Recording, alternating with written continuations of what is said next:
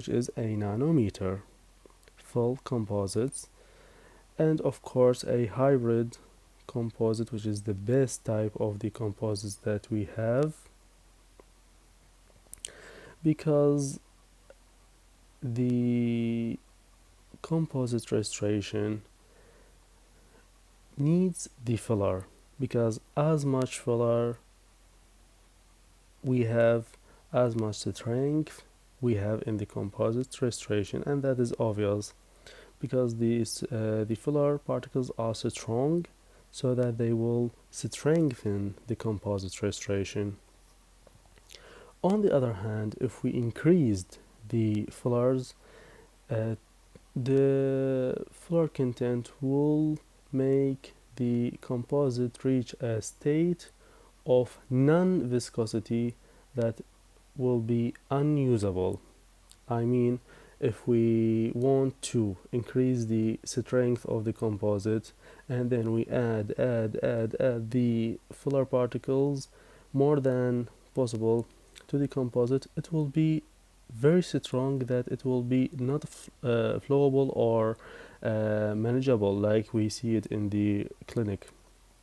So that to avoid this, we have incorporated big filler particles, so that the big filler particles will let's say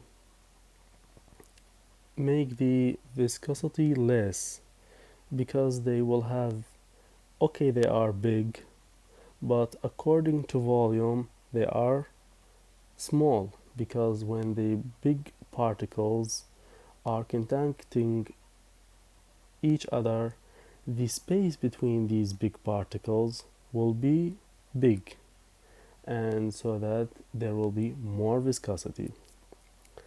On the other hand, if we use these big particles to strengthen the composite and prevent the excessive viscosity or hardness of the composite, that will affect polishing.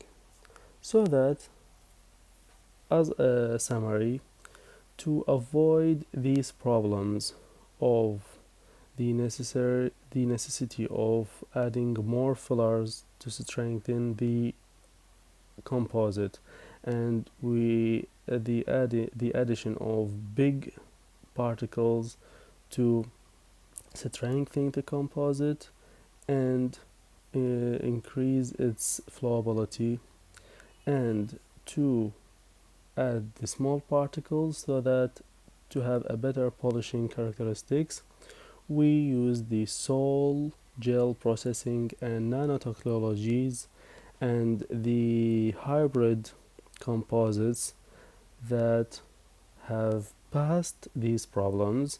The hybrid composites are so many types, but in general they might be a combination of mini micro or mini micro or mini nano particle size, so that we will make a balance between the strength of the composite that we need, the flowability of the composite that we need, that is provided by bigger particle size, and the polishing characteristics that are gained by the smaller particle size.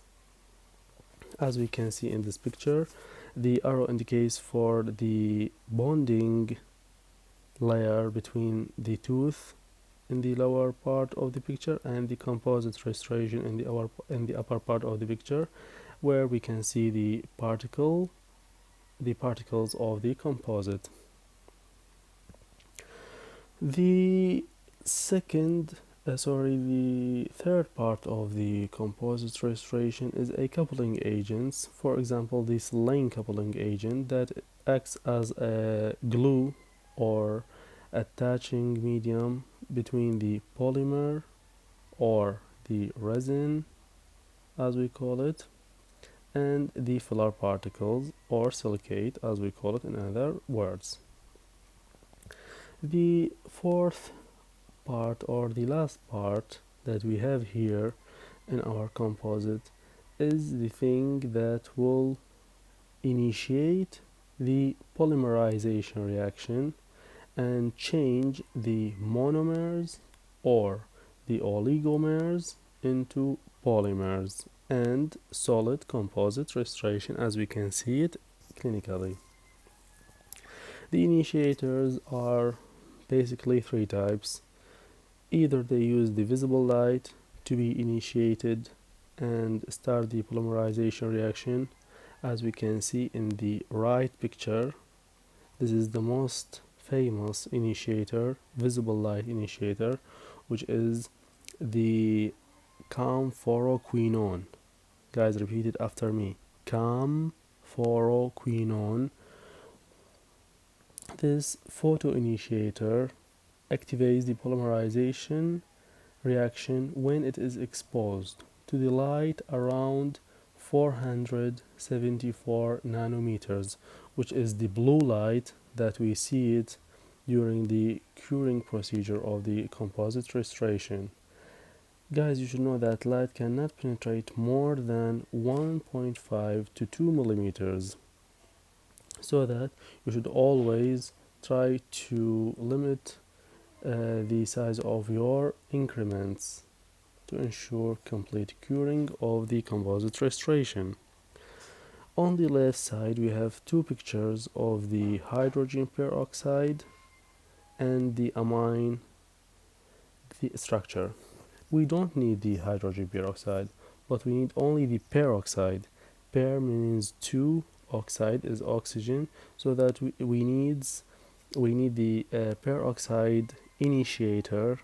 Specifically, we here need an organic peroxide initiator that will have two oxygen atoms that will act like a dynamite and explode the polymerization reaction and start it. To continue that reaction, we will need the amine accelerator, which is composed in this picture from nitrogen and a functional group with two hydrogen atoms. So that now it is obvious that the initiator is either light initiator that is activated by light, or a chemical or self initiator that is initiated or started by itself by a chemical reaction that is started by the oxygen. Or we have another type, which is a combination of the light and a chemical reaction or initiation or curing of the composite. So that as a summary, I want you to know that the composite restorations that we use every day in our clinics are polymers that are synthesized, so that we call them as resins. And the resin is a part of four-part thing. The fourth part thing is called a composite, which is made up in association with the resin, is made up of inorganic filler that will strengthen the resin, and a coupling agent that will bond the resin and inorganic filler, and an initiator that will initiate the polymerization reaction and making the composite hard. Always try to know, spread knowledge, and construct the world. Always try to be kind to others, and that is for the greatest benefit to the humankind.